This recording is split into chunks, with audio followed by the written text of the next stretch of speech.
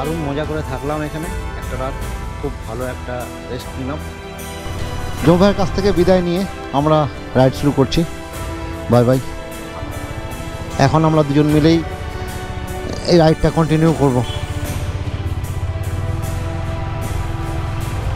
ওইটাই কিন্তু বাংলাদেশ আর এটা হচ্ছে আমাদের ইন্ডিয়া।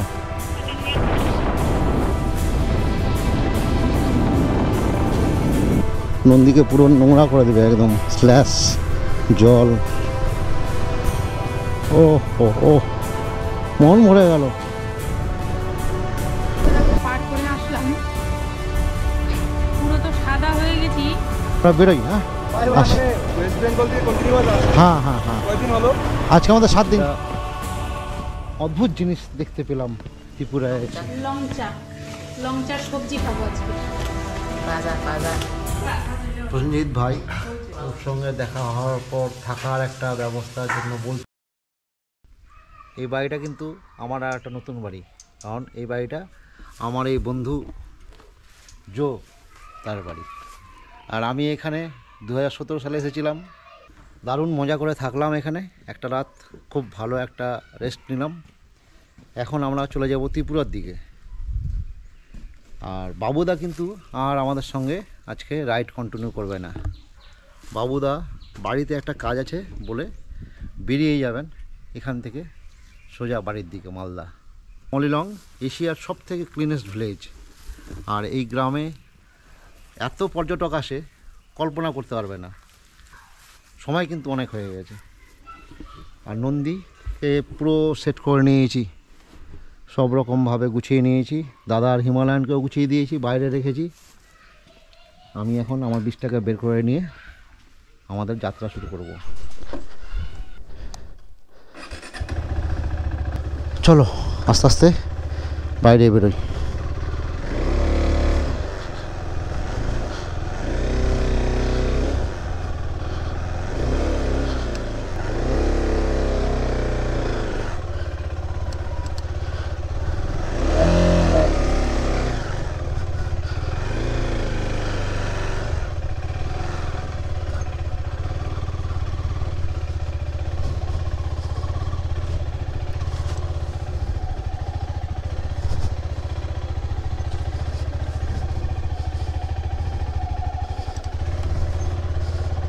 বন্ধুরা বেরিয়ে পড়লাম জো বন্ধুর বাড়ি থেকে। আমার কিন্তু এরকম প্রত্যেকটা স্টেটে একটা করে নিজের বাড়ি আছে, সেটা আমার ভিডিও দেখলেই তোমরা বুঝতে পারবে। সেখানে একটা পার্মানেন্টলি আমার থাকার বন্দোবস্ত আছেই। বসো, চলেন বাবুদা।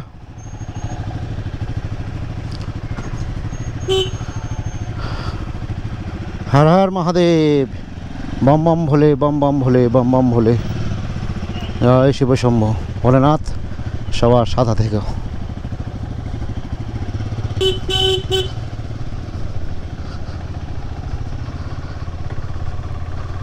জো ভাইয়ের কাছ থেকে বিদায় নিয়ে আমরা রাইড শুরু করছি। Bye bye. Yeah thank you. আর এখানে চা খেলাম, বিস্কুট খেলাম। এবার রাস্তায় বেরোবো। বাবুদাও রেডি হয়ে গেছে, আমরাও কিন্তু একদম রেডি।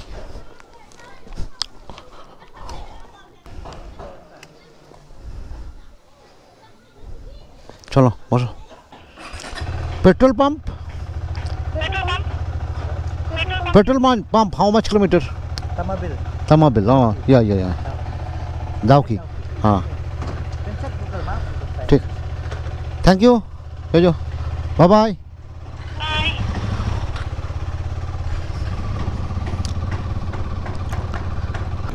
মলিলং থেকে আমরা বেরিয়ে পড়লাম।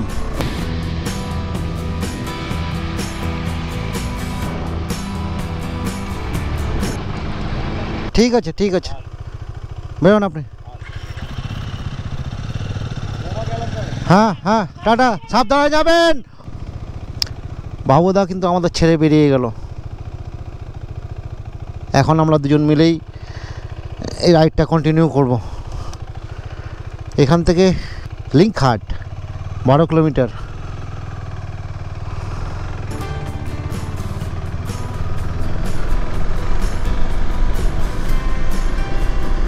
এই লিঙ্কঘাট থেকে এবার আমরা চলবো ডাউকির দিকে। আর ওই যে জায়গাটা দেখছো ওটা হচ্ছে কিন্তু বাংলাদেশ। ইন্ডিয়ার লাস্ট ভিলেজ, শেষ গ্রাম, ভারতবর্ষের শেষ গ্রাম লিঙ্কঘাটও পড়ে। ডাউকি ঢোকার আগে এই ঝর্ণাটা একবার দেখো। क्या नाम है इस फॉल्स का?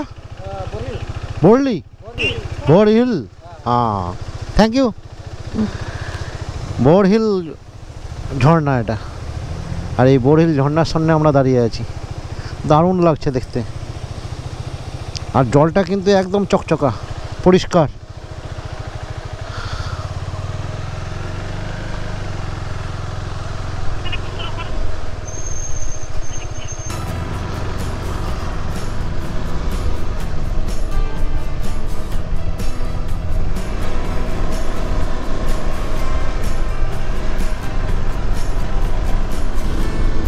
NH 40-এ মিলিত হয়ে গেলাম। এই রাস্তাটা কিন্তু ডাইরেক্ট শিলং যাবে।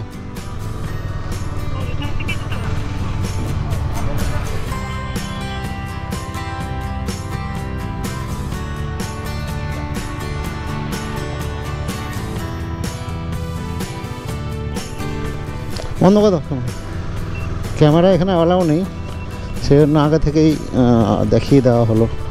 সেই জায়গায় নোটিশ বোর্ডটা টাঙানো ছিল। জলটা দেখছো কি সুন্দর লাগছে। আর ওই দিকেরটা বাংলাদেশের দিকটা তো প্রচণ্ড ভিড়, ওটাই কিন্তু বাংলাদেশ সামনে। আর লাস্ট 2017-তে আমরা যখন এসেছিলাম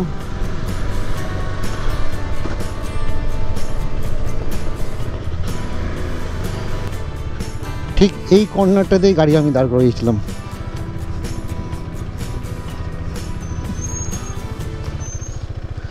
ডাউকি নদীর সামনে এসে ব্রিজের পাশে বসে চিড়া ভাজা, বাদাম, চায়ের ফ্লাক্স, জল নিয়ে বসে গেছি। খেয়ে দিয়ে চা খাবো, তারপরে এখান থেকে আবার রওনা দেব আগরতলার উদ্দেশ্যে। 2017 সালে কিন্তু আমরা এই বাগটা পর্যন্ত এসেছিলাম। আর আমাদের তখন FZ নিয়ে এসেছিলাম। এইখানে দাঁড় করিয়ে রেখে আমরা ঘন্টাখানেক এখানে কাটিয়ে আবার এখান থেকেই আমাদের বাড়ি মালদার দিকে আমরা ফিরে যাই। তো বন্ধুরা, আমাদের সঙ্গে থেকো। আমাদের চ্যানেল মাস্টার বাইকার মালদা অবশ্যই সাবস্ক্রাইব করো ইউটিউবে গিয়ে। আর সমস্ত বন্ধুবান্ধব আত্মীয় স্বজনের সঙ্গে চ্যানেল শেয়ার করো, লাইক আর কমেন্ট কিন্তু অবশ্যই দিতে হবে। আর এটা হচ্ছে ডাউকি গ্রাম, ডাউকি ভিলেজ। এখানে 95 টাকা 60 পয়সা লিটার পেট্রোল। নন্দীতে কিন্তু 1050 টাকার তেল আবার খেয়ে নিল। এখন দেখাচ্ছে 410 কিলোমিটার চলবে।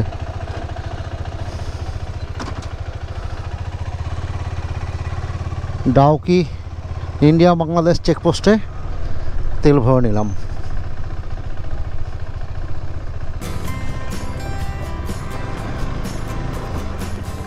রাস্তাটা কিন্তু মোটেও ভালো না।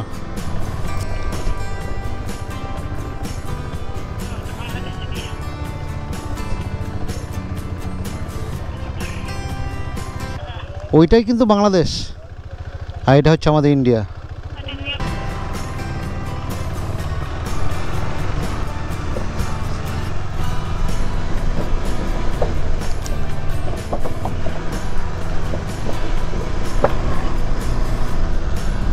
প্রায় 10 কিলোমিটার চলে এলাম, 10-12 কিলোমিটার তেল ভরার পর থেকে। কিন্তু এখনও পর্যন্ত একটা গাড়ির দেখা পেলাম না। রাস্তায় 2-1 জন মানুষ অবশ্য দেখেছি, সেটাও 2-1 জন হাতে গুনে। एक्सक्यूज मी सर, ও ত্রিপুরা জানা হ্যাঁ, ত্রিপুরা। গুগল তো একদম পুরো ঘাটিয়ে দিল, ঘুরিয়ে ফিরিয়ে অফরোড অনরোড সব করিয়ে এখন এই রাস্তাটাতে এলাম। স্যার বললেন জুয়া যেতে, তারপর ওখান থেকে মেন রোড ধরে আগারতলা। তো ওটাই করি ভাই, না হলে এই রাস্তাটাতে গেলে আরও খারাপ রাস্তা। তো আসি sir, thank you, thank you.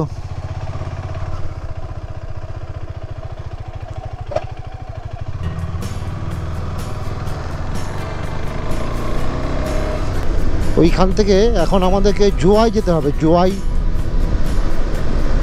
এখনও মোটামুটি 45 কিলোমিটার, 45 কিলোমিটার। জোয়াই থেকে তারপর আগারতলা হাইওয়ে। আমরা কিন্তু আমলারিম থেকে বেরিয়ে পড়লাম। আগে দেখো কত সুন্দর লাগছে জায়গাটা। ও রাস্তাটাও একদম সুন্দরভাবে চলে গেছে।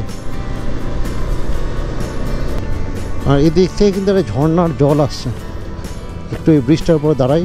ও হো হো হো হো হো হো, দেখে তো মনে হচ্ছে আজকে এখানে থেকে যাই, যাওয়ার ইচ্ছা করছে না।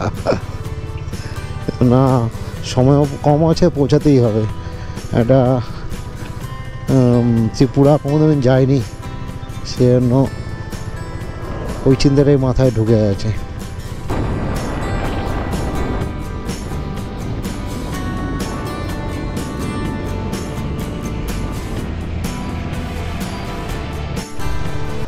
ভাই এখান থেকে কিন্তু আগারতলা 419 কিলোমিটার, ওই দেখো লেখা আছে। আর আমরা এই বাঁ দিকে যাব। West Bengal, West Bengal.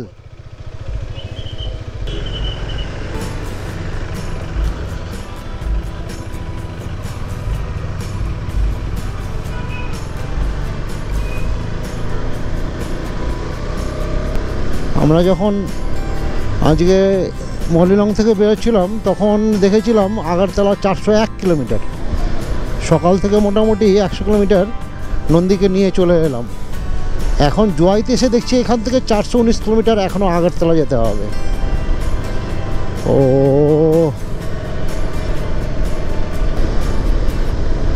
জোয়াই থেকে কিন্তু বেরিয়ে পড়লাম। আর এখন না খুব জোর খিদে পেয়ে গেছে, দেখি এইসব দোকানে কিছু পাওয়া যায় নাকি। আমরা জোয়াই থেকে 5 কিলোমিটার এসেছি, 5-6 কিলোমিটার। আর এসেই খুব খিদে পেয়েছিল, তাই একদম রোড সাইডে ওই নন্দীকে ওখানে রেখেছি। NH6-এর পাশে একটা লাইন হোটেলে দাঁড়িয়ে পড়লাম। আর এখানে আমরা খাওয়ার অর্ডার দিয়েছি মোমোটা খাই, খেয়ে তারপরে খাওয়া স্টার্ট করি আজকের জার্নি।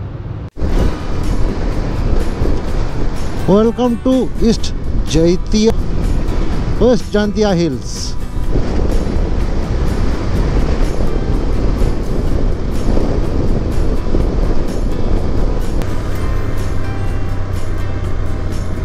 ও ও কিছু কিন্তু দেখতেই পাচ্ছি না, মনে হচ্ছে ধুলোর জ্বালায়। বিআরও কিন্তু এখানে কাজ করতে শুরু করে দিয়েছে। আর বিআরও কাজ করা মানে রাস্তাটা কিন্তু আগামী দিনের জন্য তৈরি হয়ে যাবে, কোনো রকম প্রবলেম থাকবে না। দেখেছো রাস্তা সুতো বেরিয়ে গেছে। জয়ন্তী একটু আগে বলছিল।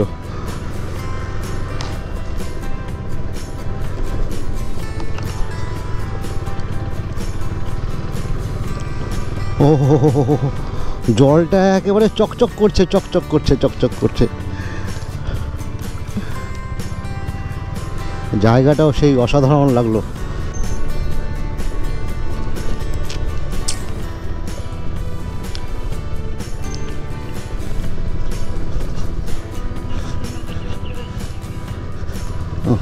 নন্দীকে পুরো নোংরা করে দেবে একদম, স্ল্যাশ জল। আর সামনেই কথা বলতে বলতে তো একটা টানেল।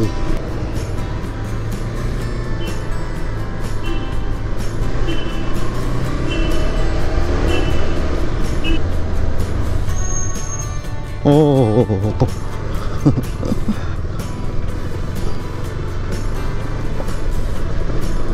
মেঘালয় থেকে আসামের দিকে বেরিয়ে গেলাম আবার। আসাম মেঘালয়কে মোটামুটি 4 দিক দিয়ে ঘিরে রেখেছে, আর একদিকে শুধু বাংলাদেশ।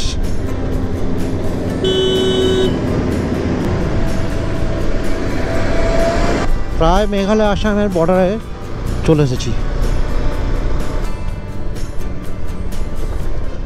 হাঁটছে দেখো, পা ফেললেই ধুলা।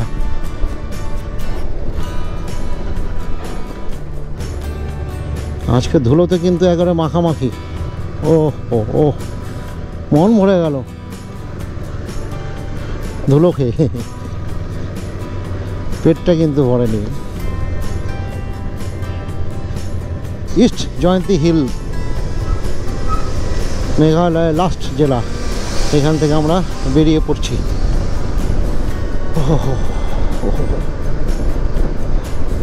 কন্টিনিউয়াসলি 2 ঘন্টা ধরে কিন্তু বাইকটাকে চালিয়ে যাচ্ছি। 2 ঘন্টা 20 মিনিট, দাঁড়ায়নি কোথাও, দাঁড়ানোর জায়গাও নেই। 2 ঘন্টা 20 মিনিটে 70 কিলোমিটার পার করেছি। এবার ভাবো তাহলে স্পিডটা কেমন হতে পারে, রাস্তাটা কেমন ছিল। ল্যান্ডস্কেপ চেঞ্জ হয়ে গেল ধীরে ধীরে, সমতলে চলে এলাম আমরা। আর রাস্তাও কিন্তু একদম আলাদা রকম। সামনেই পড়বে কালাইন, কালাইন থেকে আমাদের ডান দিকে নিতে হবে। ডান দিকে নিয়ে আমরা ত্রিপুরার দিকে যাত্রা শুরু করব। আমরা কিন্তু কালাইন চলে এসেছি। শিলচর যাবে সোজা 80 কিলোমিটার, আগারতলা 293। ডান দিকে ঢুকতে হবে আমাদের। এই রাস্তাটাই চলে গেল শিলচর, আর আমরা এই রাস্তাটা দিয়ে চলে যাব আগারতলা। এটা দিয়ে কিন্তু আইজলও যাওয়া যাবে। চলো, কালাইন থেকে বেরিয়ে গেলাম। সমস্ত রাস্তা পার করে আসলাম, পুরো তো সাদা হয়ে গেছি, জ্যাকেটগুলো তাও ঝেড়ে। পর এখানে এসে খিদা লেগে গেছে, তাই আমাদের কাছে যা ছিল ভাজা চিড়ে আর 5টা কলা নিয়ে আসলাম। কলাটা খাওয়া হয়ে গেছে, চিড়াটা খাচ্ছি এখন। আর নঞ্জের অবস্থা দেখো। এই জায়গাটা না হচ্ছে মোহনপুর, আর একটু আগেই এখান দিয়ে কাঞ্চনজঙ্ঘা এক্সপ্রেস গেল শিয়ালদা আগারতলা।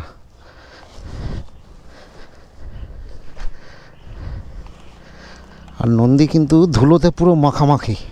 বসো,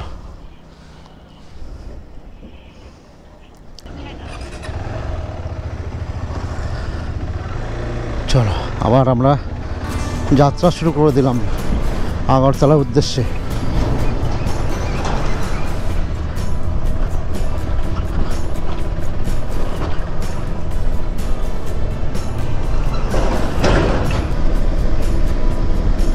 আর আমরা যেই মেঘালয় থেকে বেরোলাম, সাথে সাথেই কিন্তু এই দুধারে চায়ের বাগান শুরু হয়ে গেল।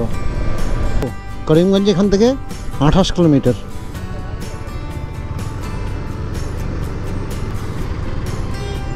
আর করিমগঞ্জ ছাড়ালেই কিন্তু ত্রিপুরাতে ঢুকে যাব।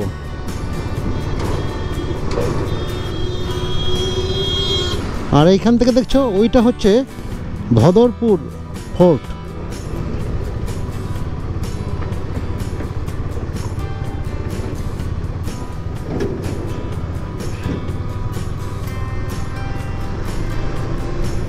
ব্রিজটা কিন্তু অবস্থা খুব শোচনীয় হয়ে আছে, যখন তখন খুলে যেতে পারে।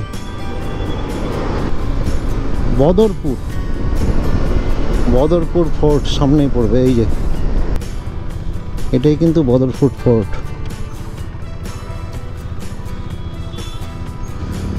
গাড়িটা এখানে রেখে দিয়ে ওদিক দিয়ে একটু ঘুরে আসি।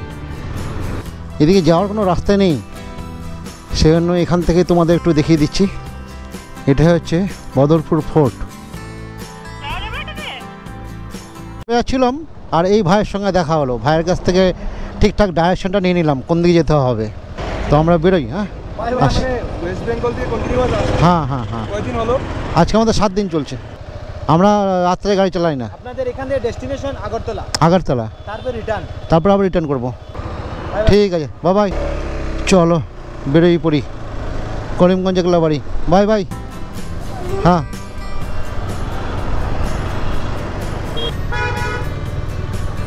NH 37, old NH 44।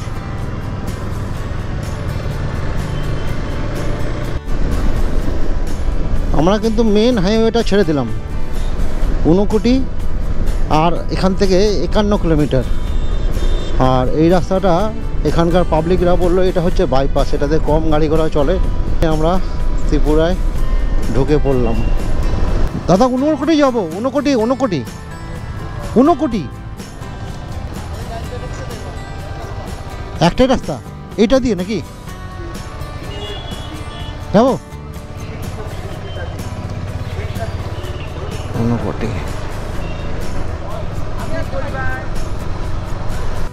সামনে কিন্তু একটা অদ্ভুত জিনিস আমি দেখতে পেয়ে গেলাম, হাতি।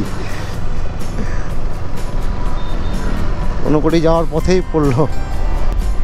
হঠাৎ করে রাস্তাটার চেহারাই বদলে গেল।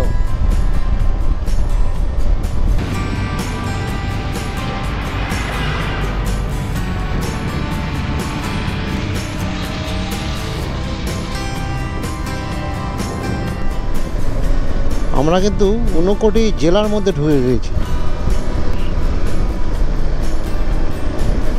আমরা ঢুকে পড়েছি ঊনকোটির পথে।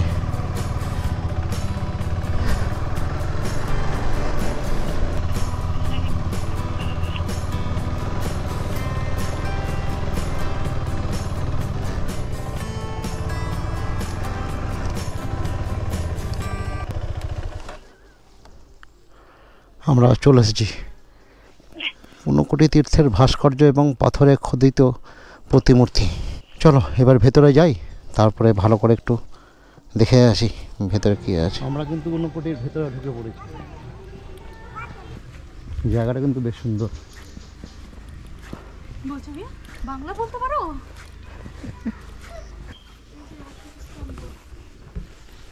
এই জায়গায় সম্পূর্ণ ডিটেলসটা লেখা আছে।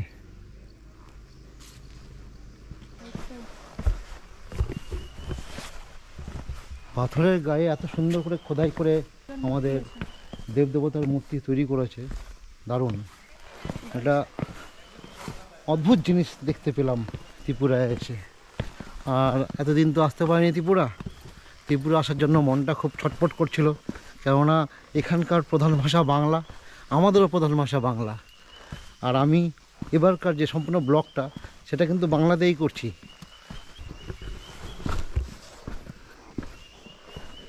এই রাস্তা দিয়ে কিন্তু একটা পাথর খোদিত গণেশের মূর্তিও আছে।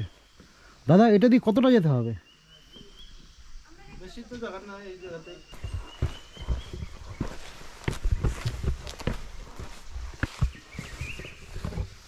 এখানে কিন্তু চতুর্মুখ লিঙ্গ আছে এদিকে।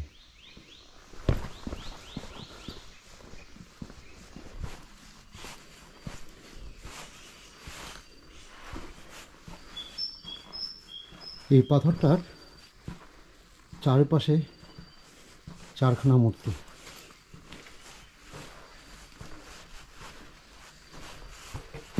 চলো এবার এখান থেকে আগে যাওয়া যাক। আমি অনেকটা ভেতরে একা একা চলে এসেছি। এখান থেকে একদম পরিষ্কার বোঝা যাচ্ছে গণেশের মূর্তিটা।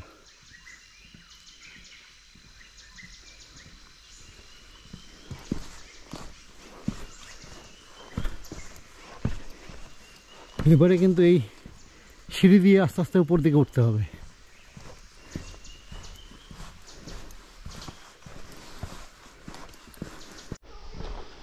ওই নিচ থেকে উপরে হেঁটে এলাম। রাইডিং গিয়ার পরে হাঁটা বুঝতেই পারছো কেমন লাগে।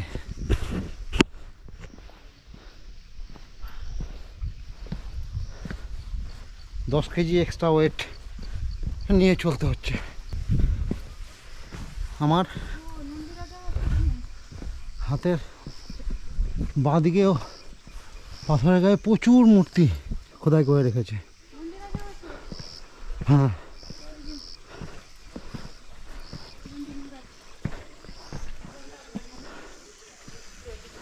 নন্দী মহারাজকে বুঝতে পারিনি। নন্দী কিন্তু এখানে বসে আছে।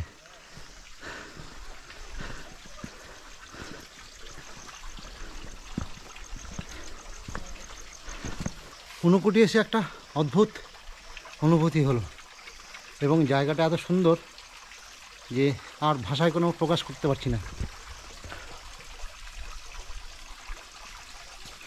চলো আস্তে আস্তে এখান থেকে এগিয়ে চলি উপরের দিকে।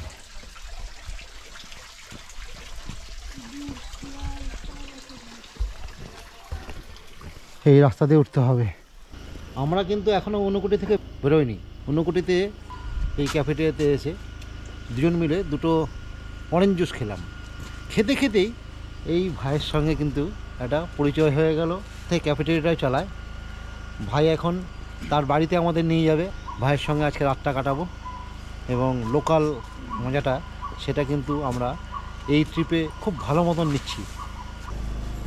এইখানে রাত্রেবেলা কিন্তু থাকতে দেবে না ভিতরে, না হলে আমরা এখানেই টেন্ট লাগিয়ে থেকে যেতাম।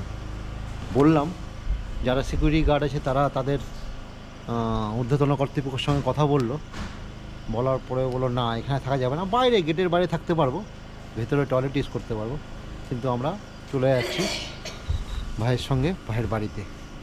চলো, আমরা কিন্তু ঊনকোটি থেকে বেরিয়ে পড়লাম আর জয়ন্তীকে ওই গাড়িটাতে বসিয়ে দিয়েছি। হ্যাঁ হ্যাঁ, আর এই ঊনকোটি জঙ্গলে কিন্তু হাতিরও বাস। ত্রিপুরা এসে কিন্তু একদম আলাদা একটা পরিবেশ পেয়েছি।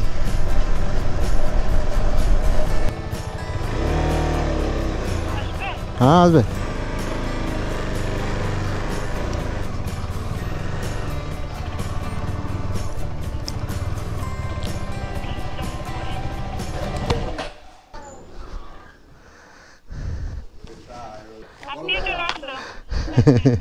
নমস্কার নমস্কার। দেখো ত্রিপুরাতে এসে কি বলে এটাকে, লংচা লংচা। লংচার সবজি খাবো আজকে। ভাজা ভাজা আর ইয়েও খাবো বুদক। গুদক। তোমরা কিতা খাও ইতারে পাল্টই এটা দুইটা দিমু আর সিম দিমু আলু দিমু দিয়া একটা মাখা মাখা।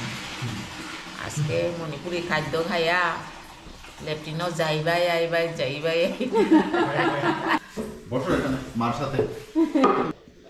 ত্রিপুরাতে প্রথম দিনই কিন্তু ফাটাফাটি একটা আয়োজন পেয়েছে। এখানে এসে এই যে প্রসেনজিৎ ভাই, ওর সঙ্গে দেখা হওয়ার পর থাকার একটা ব্যবস্থার জন্য বলছিলাম, ওকে গল্প করছিলাম, তখনই ও কিন্তু আমাদের নিয়ে ওর বাড়িতে সোজা চলে এলো। আসার পর খুব ভালো করে একটা স্নান করলাম, কারণ সারাদিন আজকে এত ধুলো খেয়েছি, পেটটা ভরে গেছে। জয়ন্তীও কিন্তু খুব ক্লান্ত হয়ে গেছে আজকে। রাস্তাটা কিন্তু দুর্ধর্ষ ছিল একদম।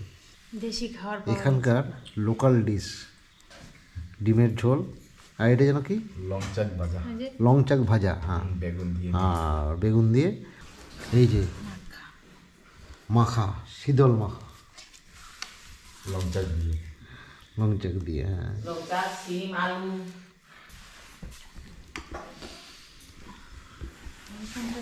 খাওয়ার টেস্ট খাই, টেস্ট তো অবশ্যই ভালো হবে,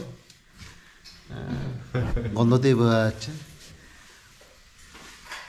চলো খেয়ে নিয়ে আজকের মতন ঘুমিয়ে পড়বো, কালকে সকালে আবার দেখা হবে।